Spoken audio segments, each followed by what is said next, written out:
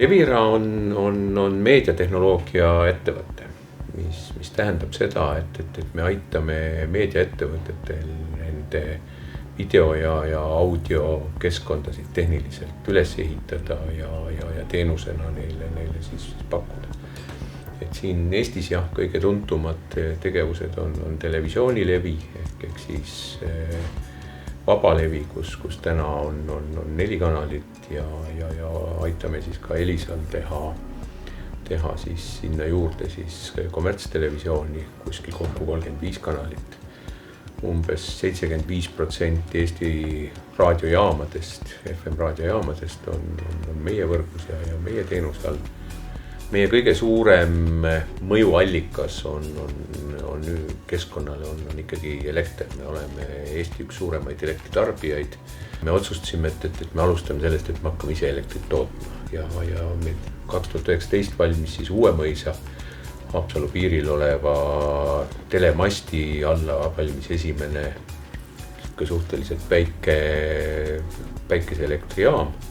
Ja see kogemus oli hästi positiivne tegelikult, et ta toodab täna umbes 1/3 selle masti aastasest elektritarvidusest. Ja nüüd me tänaseks oleme juba ka Viljandi lähedale, Rakvere lähedale mastide alla oleme ehitanud sellised jaamad.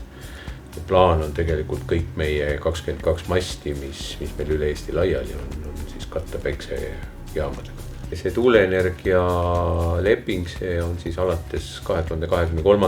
aastast katab ülejäänud osa.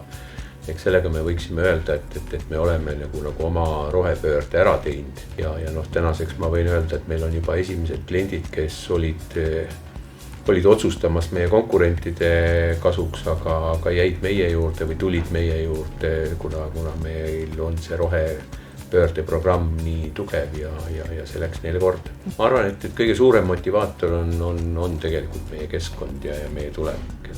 Et me oleme ikkagi siin selleks, et me hoolime sellest, mis tulevikus saab sellest maast ja meie lastest. On ju ilus hea tsitaat, et me mitte ei ehita seda maailma ja ühiskonda oma laste jaoks, vaid me oleme selle oma lastelt ja lastelastelt võlgu saanud.